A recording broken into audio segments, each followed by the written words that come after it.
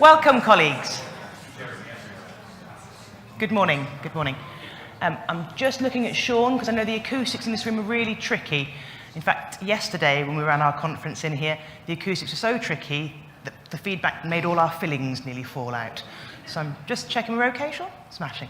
My name's Des Holmes, and I'm the Director of Research and Practice for Adults, and also our sister charity, Research and Practice for Children's Services. And I'm really, really pleased to see so many of you here today. Lovely to see some familiar faces. Even more lovely to see some new faces, if I can say that. Sorry, Justin. It's a real privilege to have you all here. Before I start, are you all comfortable? Have you all had a cup of tea, most importantly? And pastries? Get your money's worth? Right.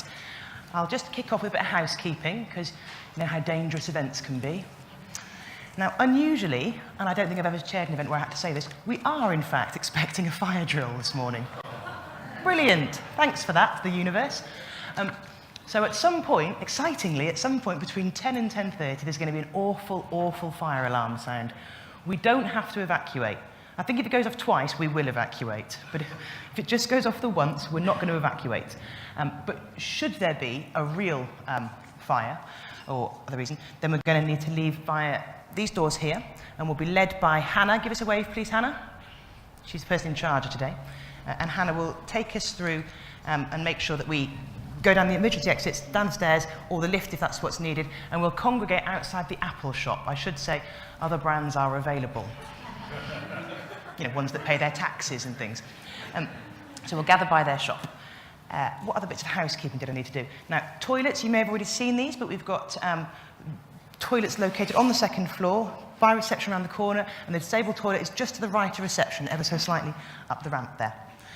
We're going to feed you. I'm going to feed you plenty during the course of the day, and there are breaks. You can see on your tables the programme's there. We're going to need to be a little bit flexible on the programme because we've done that great thing of getting so many clever people in a room. I'm not brave enough to tell them to keep quiet when they've hit their 15 minutes. So we might find that we're getting a little bit of flex in the programme, but we will definitely break for coffee. We'll definitely feed you at lunchtime. We'll definitely give you a break in the afternoon. Okay? So I hope that's all right for people.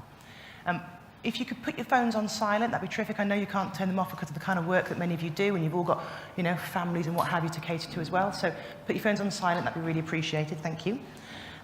For the modern amongst you, we'll be tweeting. That's terrifically modern of us. And the hashtag, that's not a legal high, those of you that don't tweet, but the hashtag is RiPfA Conf 2017. RiPFA CONF 2017. And Lindsay is going to be tweeter-in-chief over here. So don't let her take any unflattering photos of you, because it'll go straight on Twitter. Speaking of which, we're filming today. We're live streaming, because, you know, running a conference isn't stressful enough. We thought we'd add another layer of tension to it all. There's a fella at the back of the room there. Don't turn around unless you want your face broadcast at this point.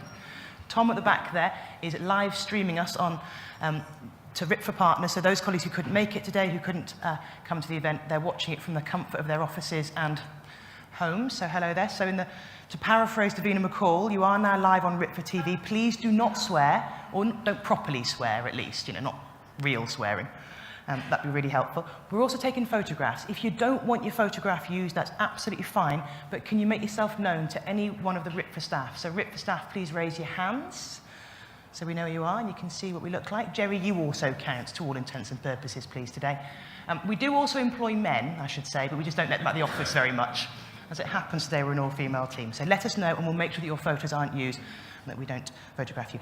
I think our speakers have agreed to be live streamed. If you suddenly change your mind, let me know and Tom will switch it off at the back there. Okay? Everyone comfortable with that? Does that feel all right? Smashing. All the slide presentations are in your packs. And there's also some information about the RiPfA delivery program, all the bits and pieces you can get involved in and things you'll see forthcoming. And there's also speaker biographies. And I'm not going to introduce every speaker with reams and reams of text because their illustrious track records mean that I wouldn't have time to do so. But I would ask you to have a little look at those so you can see who you're hearing from today. I think that's all the logistical stuff that I need to... Ooh, if you haven't signed up for your workshop, and you'll know if you haven't because it means you've not got a little dot on your badge. If you haven't signed up for your workshop, you need to do that in the morning break. I'll remind you again at morning break so you can make sure that you get yourself booked on. I hope that you agree that we've got a terrific programme today. I'm really, really grateful to our speakers, and I'm grateful without even hearing them speak today. I know what fantastic speakers they are, and it's a really, really mixed group. And I think also what we've managed to do with the programme is to reflect what we mean in RiPfA by evidence-informed practice. It's not just about slavishly adhering to research-based programmes or discrete manualised interventions. It's about drawing on different sources of knowledge, robust, relevant research evidence, practice, wisdom and expertise, the stuff you know because of the work you do, and, really importantly, the expertise born out of lived experience. Because if we're not listening to the people who we're here to serve, we're not listening full stop. So our programme is very much constructed around combining these sources of knowledge, and that's exactly why I'm not going to be brave enough to tell anyone to keep quiet when they've hit their time slot. So there'll, as I say, be a bit of flexibility in the programme. We really wanted to focus on strengths-based working. We knew we wanted to focus on strengths-based working because there's somewhat of a renaissance happening, and Lyn's going to set the scene for that in a moment. But in particular, we wanted to focus on older people for a number of reasons, really. I mean, you'd have to be living underground to not realise that our population is changing in terms of our age. You know, we know that we have a society where many, many more people are happily meeting a much riper age than they had done previously. And we need to adapt as a society and make sure that we're working and operating and living and voting in a way that encompasses all of our communities and all of our citizens. We're also most struck at RiPfA in the work that we do, and we're very privileged. We work up and down the country in a large number of local authorities that span the real breadth of the nation. And there's some excellent, excellent practice happening. But there's also some areas where people are really struggling to work in a strengths-based way. And one of the things that we've heard in local areas is that it can be particularly difficult sometimes, or rather, people can find it or perceive it to be particularly difficult to work in a strengths-based way with older people. I think if we were really honest and really tough on ourselves, we might concede that we're still pretty paternalistic, or mumsy, you know, depending on your gender lens there. We're still pretty protective. We're still not always able to see the strengths, resources, resilience, vim and vigour. We still use awful language like service users, or people, if you want to be really radical. You know? And if you're in a really strange bit of the system, you might still refer to them as customers, which can sometimes feel a bit strange as well. And all of these things can interact in quite complex ways, and we know that we can get better. We know that we can see the support that we provide to older people does not make them passive recipients of our support. We are not experts in their lives. It would be enormously arrogant for us to think that we could possibly know more than the person whose life it is we're involved in. So that's very much the spirit we're going to try and maintain throughout this event. It's also important to say that BASWA, the British Association of Social Workers, have got a thread of work, a really interesting thread of work happening now around work with older people. They're in the process, or I think they're just about to start, possibly, developing a capability statement and a CPD pathway in work with older people. There's a handout in your packs. If you want to get involved in this, if you want to be part of that change movement that BASWA are leading, I would really ask you to have a look at that little handout and get involved. I know that colleagues in BAS will be really, really delighted to have your input on that. It seems like a really important area to be focusing on. So I'm going to stop at this point because I've got so much to learn today, more than most of you, I suspect. I'll confess now, my background's children's, not adults. We're not very good at strengths-based stuff in children, so I'm very much here to learn rather than to be some expert chair. And I think my role is pretty much reduced to crowd control. But you seem so well behaved and compliant, I'm not sure I'm going to have much to do today. So I'll stop at this point and I'll hand over to Lyn Romeo. For those of you that haven't already met Lyn, you're in for a real treat. Lyn is our Chief Social Worker for adults. And I think it's fair to say you're kind of the queen of the Renaissance when it comes to strengths-based working. I'm going to just move away from you so that we don't... This is the thing I need to... You want that one, you want to pin narrowing forward to the right. Okay. So welcome, Lyn. Let's kick her off. First speaker. Great. No?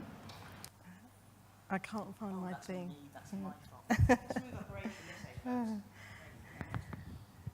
Great. Okay, thanks.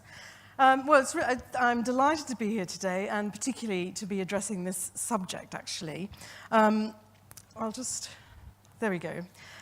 Before I get on to that, actually,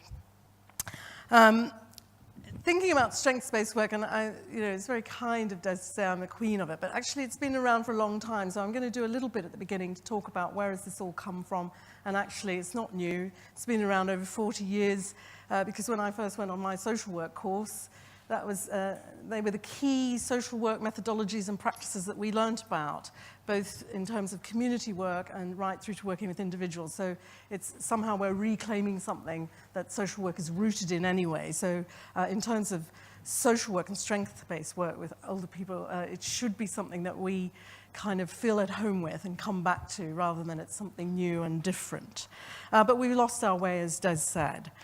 I think our goal in changing the way we've been working to reclaim and refocus on a strengths-based approach, so how we work and how we connect with older people, the families and their communities within which they live, is all about, at the end of the day, how we empower people to tell their stories and how we root what we do with them and support them to do in their stories so that they can have and live the lives that they want to in the best possible way, given all the kind of issues and obstacles and challenges they may face.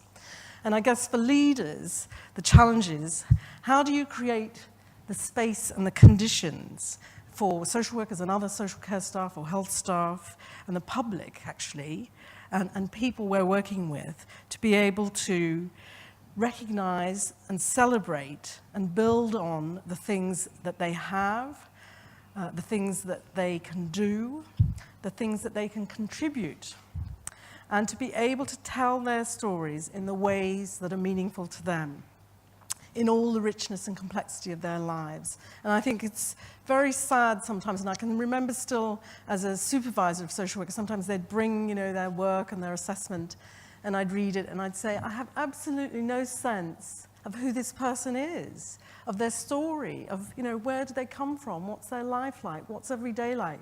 All I've got here is a set of functional things they can't do, and how you want me to approve paying for this, that, and the other.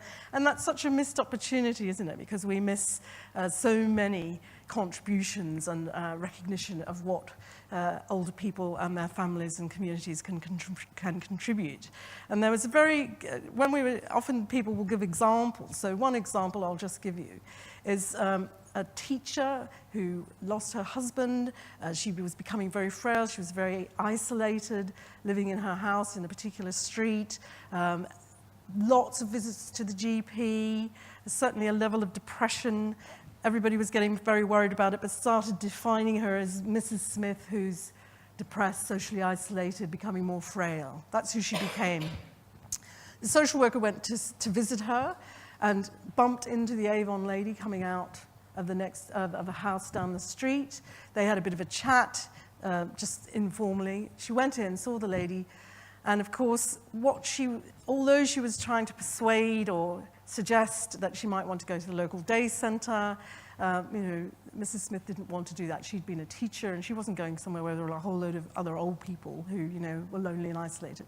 So what the social worker did was suggest that she knew that she didn't suggest it immediately. She went away and had a think about it, and thought, actually, the Avon lady's having to come back and forth to collect her, to be there for her deliveries. What about if Mrs. Smith could do that for her? Because she obviously had a sense of wanting to contribute, had lost her meaning and contribution. So the social worker organized this. Would she mind if the Avon lady was struggling? She started to do that. She started building up a relationship with the delivery people. They started to become very fond of her. She'd make a cup of tea. The Avon lady was delighted. Other people in the street started to hear about this. And before you knew it, she became the hub of that street with different things being delivered. And she built a relationship both with the people who were delivering, but also with the other people in the street. Now, I know there are lots of kind of health and safety, safeguarding issues that people will get all worried about. And that, I think, is also an issue. We become too risk-averse and too worried about what might go wrong and not think about what's right here and how can we build on these strengths. So, very simple story, but that's what strengths-based or thinking about contributions and connections people can really make a difference.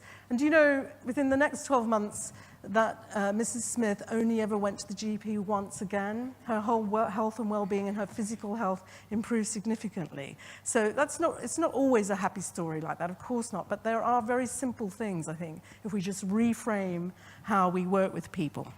I'm probably running out of time already, am I? Anyway, just to bring you back to where strengths-based approaches come from, the asset-based community development, the whole community work approach, is rooted in the 70s, with kind of Reveille for Radicals and Saul Alinsky and all these people who said the solutions, the strengths are out there in our communities. What we need to do is get alongside our communities and work alongside them to build and support the networks and the strengths and the kind of ability for them to bring the solutions forward themselves. And I was in Australia a couple of weeks ago, and they'd done some amazing work on caravan parks. And caravan parks there are a bit like, I suppose, the kind of sink estate type council estates where people who really are very poor and really struggling live. And the story that kept being told about people made that the story about them. But actually working with them in a very different way to build on the connections they had, the way in which they supported each other, changed the narrative and changed the things that were starting to happen in those estates. So, oops. Not the real one. So.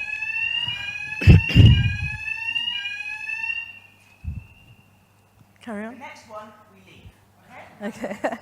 So there's something about that. There's something about, as social workers, we're trained or expected to really take a perspective on self-determination, self-actualization, listening and engaging and working alongside people to get the problems, to understand the problems from their perspective and to think about solutions with them, co-producing, collaborating. And that's about what's the conversation needs to start with what's going well here, what does a good day look like to you, or what are the things that you really enjoy. Tell me your story and how you build on the strengths coming out of that story rather than what's wrong with you and what can I think about how I can fix this or find the solution, which I'm afraid over the last 20 years, particularly through the assessment and care management model, that sort of became the way in which people were perceived, which has been, on the one hand, it was a way of trying to manage volume and ensuring people did get care and support, but on the other hand,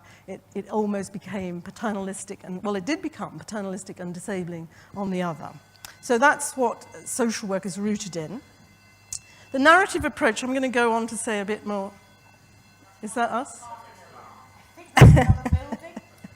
Okay. I'll say a bit more about narrative approaches in a minute, but one of the things that has developed, particularly out of the work that's been done with people with learning disabilities, has been this person-centered planning, person-centered approach. So we've got a lot to learn, I think, in working with older people around that more person-centered approach to planning, where people are saying, this is my aspiration, this is my hope, these are the things that I want to happen in my life. So how do you then get alongside people and care and support plan so that that is the predominant driver? And being more solution-focused as well. A lot of the solution-focused brief therapy work, family systemic work, starts to talk about what's going on between people and what's possible here. No. I'm hopeless at this sort of thing. How do I make it? Oh, there we go. So there are just some quotes. It really just captures what I was trying to capture in my introduction. And that's the key thing, I think. When you are starting to work with an older person and their family and carers, they've survived to this point. They've gone through a whole life doing different things.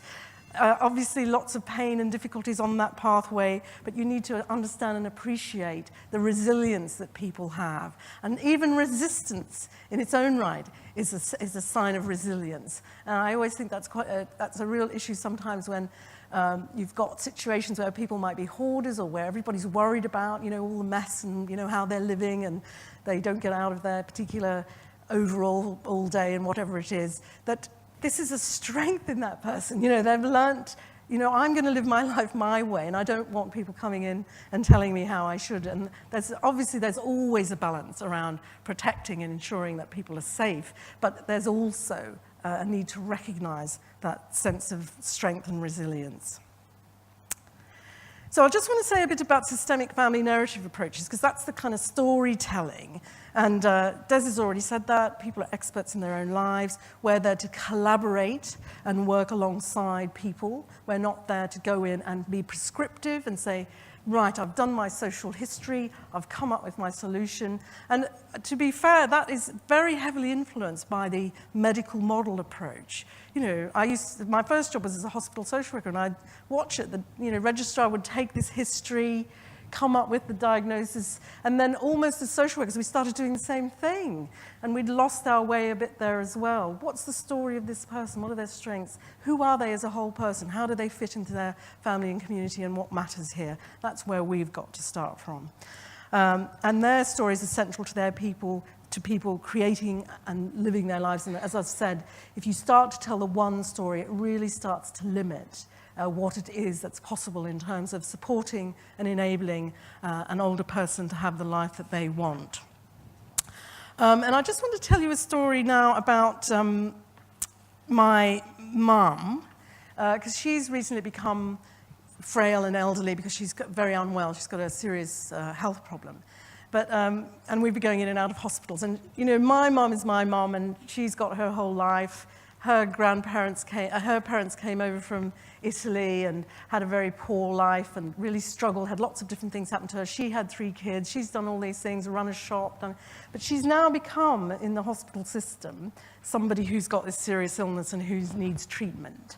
And we as a family started to think of her like that as well. And when I was with her recently, she finally had to say, stop doing that. Stop babying me, she called it, but I suppose it was a bit like mothering me.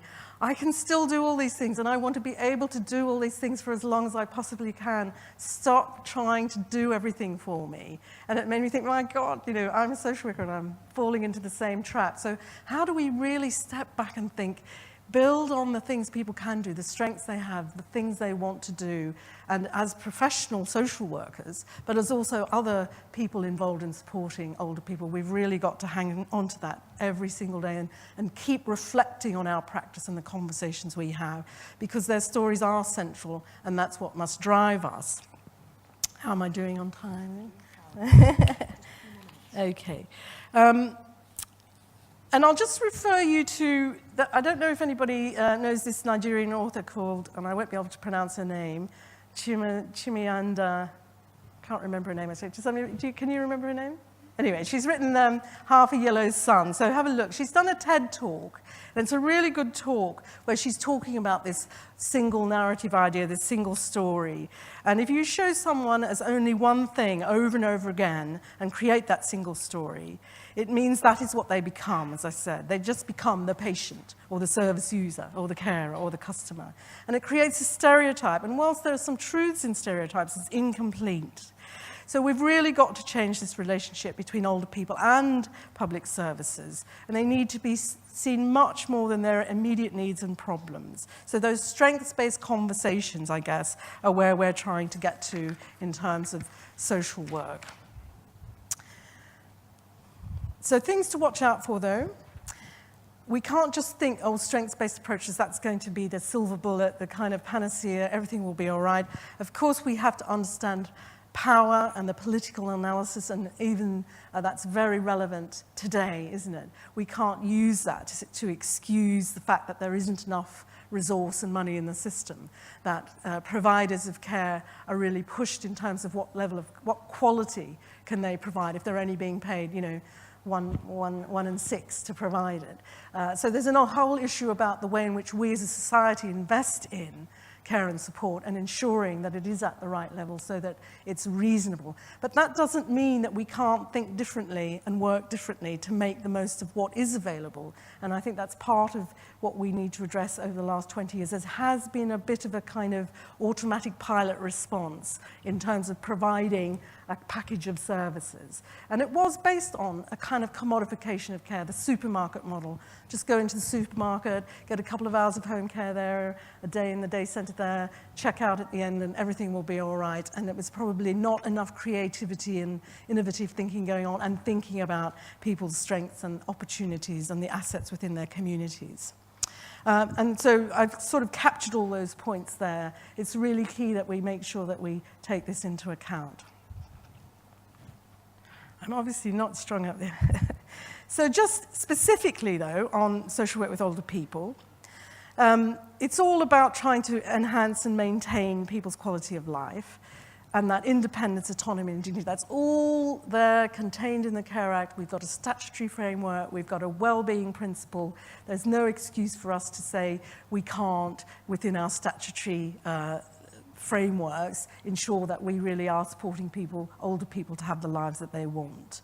They have their rich life experiences, but usually we are going to be working with people with quite complex needs, and I think Alison will say a lot more about that. It's still really challenging to understand how these things intersect, both in terms of people's physical and mental health issues, but also the complexity of their lives and the different relationships. And this will be even more the case as we move into more blended families, much more recognition of people from LGBTI backgrounds, where this is probably going to be the first generation coming through who've been living an out life. So how do we accommodate that in the way in which our services and we as professionals respond to them? And of course, the complexity of people who come from many different cultural and ethnic backgrounds as well.